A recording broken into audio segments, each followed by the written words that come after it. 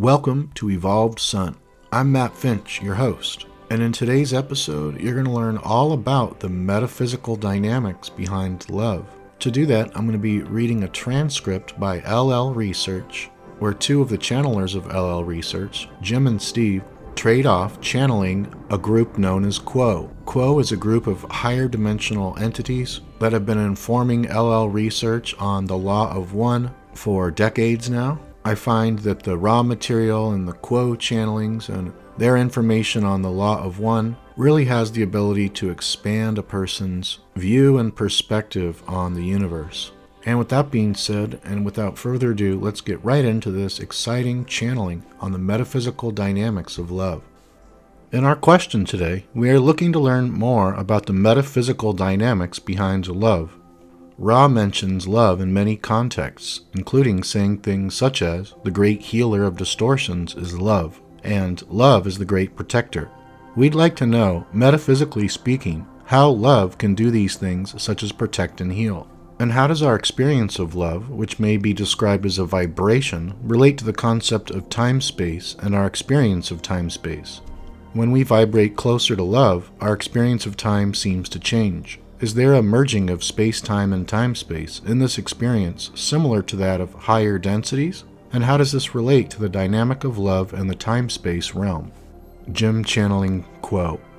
I am Quo, and we greet each of you in love and in light this day. We thank you for inviting our presence within your circle of seeking. It is a great honor and privilege for us to be able to join you here, for as you join your hearts together in seeking the nature of truth, you create a light which is most bright and easily noticeable within the spiritual realms. Many there are who rejoice at your gathering, your questioning, your seeking, your sharing, your very being of who you are, each a portion of the one Creator, venturing out into the illusion of third density, to find there the love and the light that are everywhere, and yet within your density seem to be so well hidden that many doubt their existence. We assure you, my friends, that when you gather together as you do today, you bring that love and light to the fore, that all may see and share in its sharing of love, of healing, of protection, and of those qualities that you may call the intuitive perception of the nature of reality. For love has made all that there is. If you look upon love as being the primary energizing creative force of the one Creator, and that love is that which is the fabric of creation, and you see that unity that is reflected everywhere outside and inside of yourself, for in all places is the one Creator. Therefore, you asked this afternoon a number of queries concerning the qualities of love to be able to heal, to protect, to be able to express itself in both your third density illusion of space-time and in the spiritual or metaphysical realms of time-space. My friends, it is possible for you to look upon love and see a force which can do all things, and not just those which you have mentioned, for there are no limits upon love in its basic nature. Love may be seen as the concept of what you may call the logos, the primary energy or mover of the creation in various portions that you would see as star systems and galaxies, for there are infinite logoi scattered throughout the one creation, that are themselves the creation of the one Creator. And these entities that you see as the stars in your sky at night and the sun in your sky in the day are doing the work of the one Creator in making it possible for the many portions of the one Creator to discover not only their own nature as individualized entities, but in the process of evolution to discover themselves as being a holographic image of the one Creator itself. Thus, the one Creator is able to discover more about itself through the free will action of each of those entities in whose care the various logoi have been placed. So how can the concept of love, then, that which you see as the open-hearted sharing of compassion and understanding, of acceptance, be able to protect one, shall we say, to heal one? In essence, there are two facets of one ability of the concept of love that moves from the green ray energy center within each being who has opened the heart in the giving and receiving of love. When you love, you are awakening this same quality in entities around you, in the forces of nature, shall we say, that also surround you. If you can open your heart in the ability to love those entities, those experiences, and those qualities of yourself that you see reflected to you by all around you, then you are creating a vibration not only in your own heart and your own being, but a vibration which moves outward to those that are in your vicinity. those that are in the direction of your will, of your being, of the nature of who you are. There is a sympathetic vibration then set up so that the love that you feel for others is reflected back to you from them. For love speaks to itself. Your love and their love is one love. This love then, if you direct it to do so, may provide you with a kind of vibratory shield, shall we say, that allows in only other qualities of love that you may be desirous of experiencing in the form of protection or of healing. For each of you has chosen those experiences within your incarnation and have chosen them previous to the incarnation in order that you might be able to discover more of the nature of love as it exists within your being and as it can exist as you move further and further into the spiritual journey, into the reunification with the one Creator that you see all about you. The love, then, that moves out from you as a function of your free will to offer it to others, then sets up this sympathetic vibration that is able to vibrate in this quality of understanding, this quality of wholeness, this quality of healing, so that it moves back to you and offers to you a sense of well-being, reawakens in you the sense of knowing that all is truly well, that if it does not seem to be so in your perceptions, then there is the necessity for reassessing, perhaps, your own perceptions within the meditative state. For you are indeed a portion of the one Creator. You have accepted various distortions within your being in order to work those out in a balancing fashion. If these distortions cause you seeming harm, disease, or lack of the feeling of well-being, then there is work that you may do, profitably, in the process of furthering your own evolution as you come more and more into harmony with the basic quality of love that exists everywhere, my friends, most especially within each heart that seeks it. At this time, we would transfer this contact to the one known as Steve. We are those of Quo. Steve channeling. I am Quo and am with this instrument. We would begin our communication through this instrument by thanking all here present, as well as this instrument, for the love expressed in the intent that caused each to arrive at this place of seeking.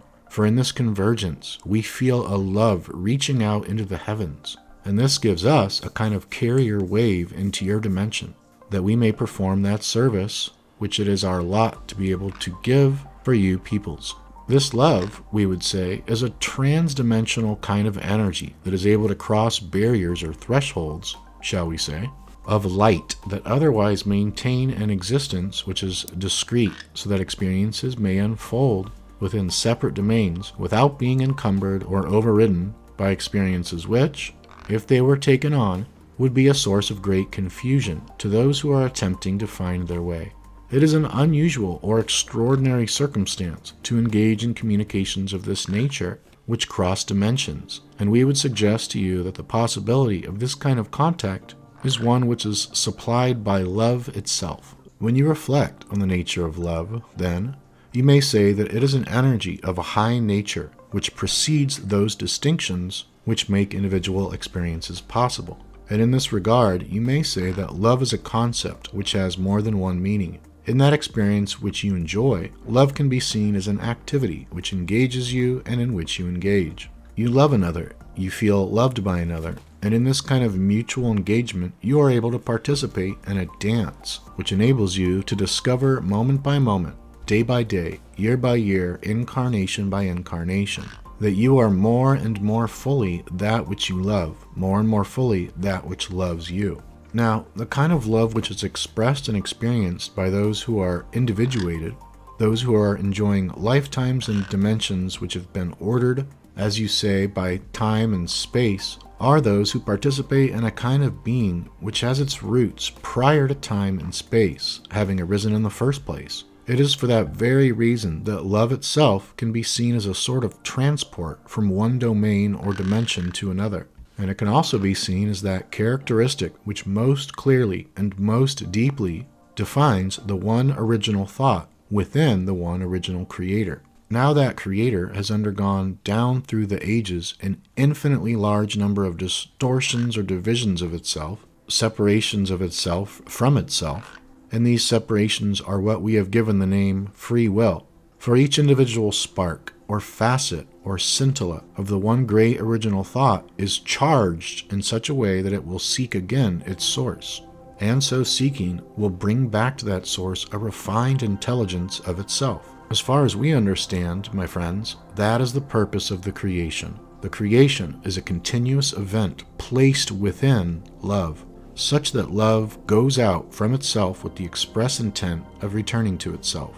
But as this process has been reiterated time upon time upon time, there has been created a system of illusions by means of which it has been possible for these scintillas of love gone out from the source to articulate themselves, to refine their balances inwardly, so that the intelligence of the original love they bring back to that source may be more eloquent, may be more refined, and in that sense may be more informative. As it happens, the very structures according to which the individual source points of love may be further and further articulated also give the possibility that each of these source points, each of these little logoi, such as you are, shall discover themselves to be without love, to be abandoned as entities floating on a vast sea, surrounded on all sides by strangeness. And when each of these lost scintilla of love light begin to find within themselves those resources which enable them to make a beginning of a journey back to the Creator, they can learn to give the name love to that energy which fuels them along the way, starting from this beginning and looking toward the end. Now, as a matter of fact, love is of such a nature that it can find itself directed in many ways, and can find itself caught up in many different configurations, and can find itself frustrated because in the very manyness of its directions, it can discover confusion. It can lose its way. It can feel that it has no way home. And in this extremity, love and searching within for the end for that resource which can be its only healing, which can be its only sense of direction, can feel like, for the first time, it is sounding out depths in the nature of love that have lain long concealed, that have, in fact, in a way, never yet been revealed. And it is true, my friends, that each here has a secret love that is unique to it alone, and a secret love, shall we say, that the Creator, the one original source of all love, longs to have returned to itself as revealed. Now, as you reflect upon this process, it can be staggering to realize that it takes place over eons upon eons of what you call your time. And yet, we would suggest to you that there is a sense in which all of these vast eons of time that you undergo through your various incarnational cycles, moving from one density to the next, and to the next, that all of these eons of time are, in fact, as of one instant. For there is a sense grounded in the nature of love itself, in which all time is always all together. That points to a quality of love which is rather difficult to grasp, particularly for one whose experience is measured out moment by moment, particularly for one who carries a sense of past time as memory and dwells in relation to future time as anticipation, and situates the self between past and future in such a way as to suggest that time itself is a fleeting phenomenon, an ever-moving phenomenon. Movement is an expression of energy that itself takes on structure, and these structures have proven to be rather useful in giving context for those intrepid souls who venture forth into the creation, having lost the sense of where they came from, having willingly yielded the primary sense of connectedness to all that is, so that the particular features of being an individual center of love could be more distinctly explored, could be more distinctly refined, could be more distinctly related to other points of distinct loving. You enjoy, at present, an experience in which the sense of remove from the great original thought is just about as strong as it ever will be, for you all have undertaken a series of lifetimes that have involved the veil of forgetting. The first effect of forgetting is the loss of the sense of who you are as a being connected in love to the whole.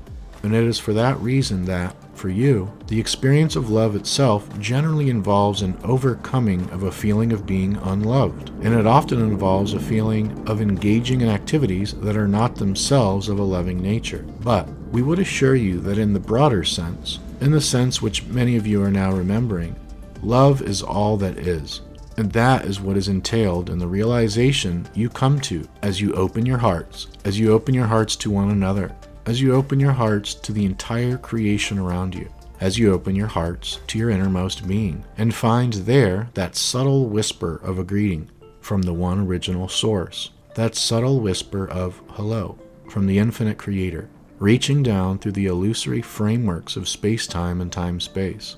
Why, you might ask, are these illusory frameworks even in place? Why, you might ask, is there a distinction between what you've called space-time and what might be called time-space? And we would answer in this way.